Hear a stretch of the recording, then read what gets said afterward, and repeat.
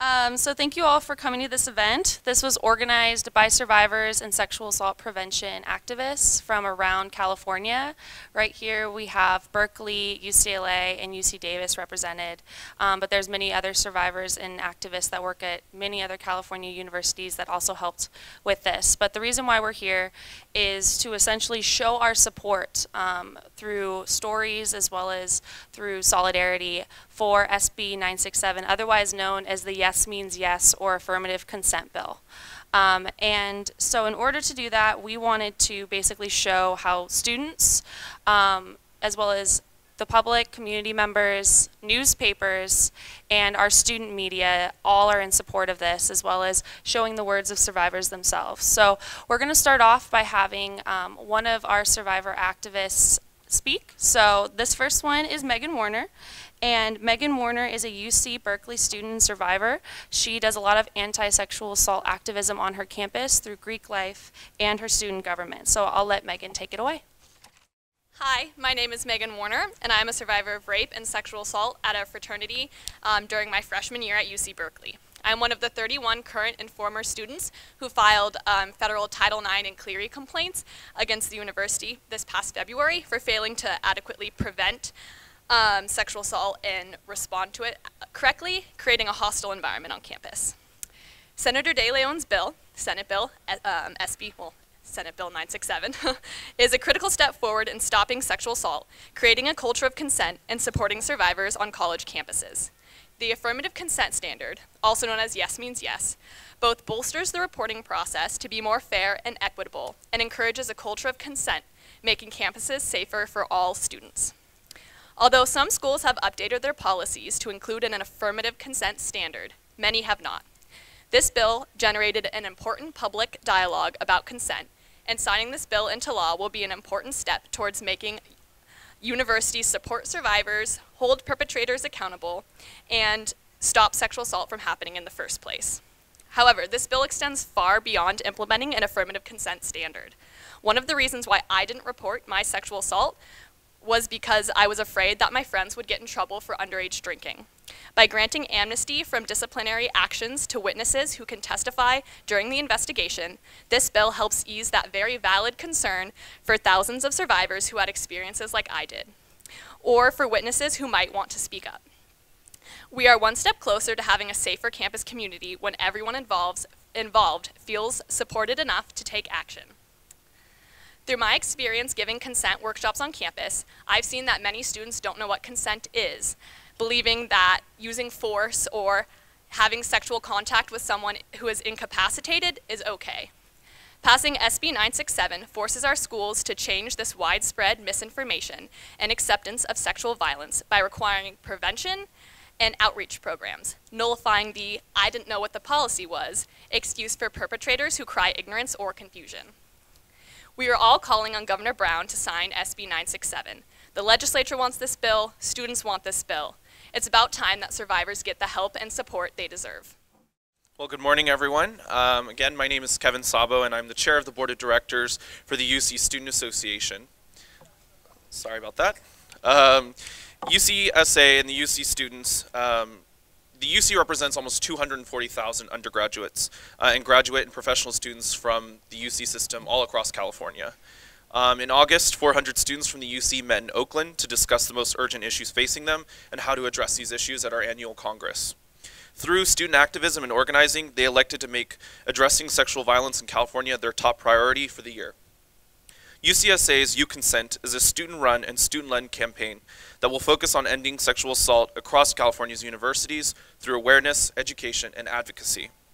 A cornerstone of that advocacy piece is SB 967, authored by Senator Kevin León. SB 967 takes critical steps towards addressing and changing the current way in which universities treat survivors and their offenders. This bill, supported by UCSA, proudly supported by UCSA, from its inception will require an affirmative consent standard in disciplinary hearings and will educate students about what that standard means. It is time that California's public universities move to a Yes Means Yes standard, and we, the students, are telling Governor Brown that this bill deserves his signature. Make this bill a law, Governor. Make California a better place for all students. Thank you. Hello, my name is Ariel Butler, and I'm here in support of SB 967, a bill which does something that should have already been done at California higher institutions of learning. Affirmative consent is a simple standard. Did you say yes? Survivors, like myself, often don't say yes. We say wait, stop, I'm not sure, I don't know how I feel about this. And over again, as has been demonstrated in higher education, investigations done by universities oftentimes re-traumatize survivors, asking questions such as, how hard did you fight back? How many times did you say no? Did you say no loud enough? What this bill will do is provide much needed relief to survivors and a fair and equitable process that allows survivors to go to their university and seek some measure of peace and justice in their cases. This bill is for students who may not have the option to go to law enforcement, undocumented students who just want an equal access to education and look to their university to help protect them. The idea that we must ask each other how we feel before we engage in sexual contact is a simple, basic, non-issue. This bill deserves Governor Brown's signature. It doesn't only deserve it, it requires it, and Governor Brown has a responsibility to sign it, to stand with survivors. California cannot lead on this issue unless it makes clear that survivors will be supported and universities must investigate in a manner that is fair, equitable, and provides safety to all students. Thank you. Ariel, it's A-R-Y-L-E. My last name is Butler, B-U-T-L-E-R. Again, my name is Ariel Butler, A-R-Y-L-E. I go to school at UC Berkeley. Thank you. So you just heard from 2 survivors and an ally from UCSA. I myself am a survivor. I'm from UCLA, and I know that this affirmative consent bill would have helped me in perhaps choosing to report. Very much like Megan, I felt afraid to report because of underage drinking, because it was at a retreat, as well as the fact that after a while of saying no so many times, I just stopped saying anything at all. And in some adjudication processes, that could be seen as consent. And silence should never be seen as consent. Coercion should never be consent. And so that's why we've actually gathered 570 signatures from students around the California school systems, as well as the op-eds in support from New York Times, San Jose Mercury News, LA Daily News, and then school newspapers, UCLA Daily Bruin, UC Berkeley's Daily Californian, and Diablo Valley College Inquirer. We're going to now march to Governor Brown's office and urge him, demand that he sign this in solidarity with survivors, because safety should not be something that he questions. When we talk about SB 967, we're talking about a legal addition to the education code. And so the reason why this bill is so important to me and the rest of the UC Davis student body is because of the fact that it first and foremost addresses student safety on and off campus. Because we currently do not have a standardized protocol addressing sexual assault, domestic violence, and stalking in a comprehensive manner, we are compromising the safety, health, and well-being of our student body. Let me give you an example of a recent UC Davis case. Just this October, a 22-year-old female senior was raped by 2 male UC Davis students. After reporting to the police, who then labeled the case under suspicious activity and took no further action, she took the case to Student Judicial Affairs. Student Judicial Affairs, as well as an investigator set up through our Title IX officer, took over 9 months to actively pursue the case, during which the victim continued to see her perpetrators on campus and in her classes. She feared for her life and decided to withdraw from her classes that quarter.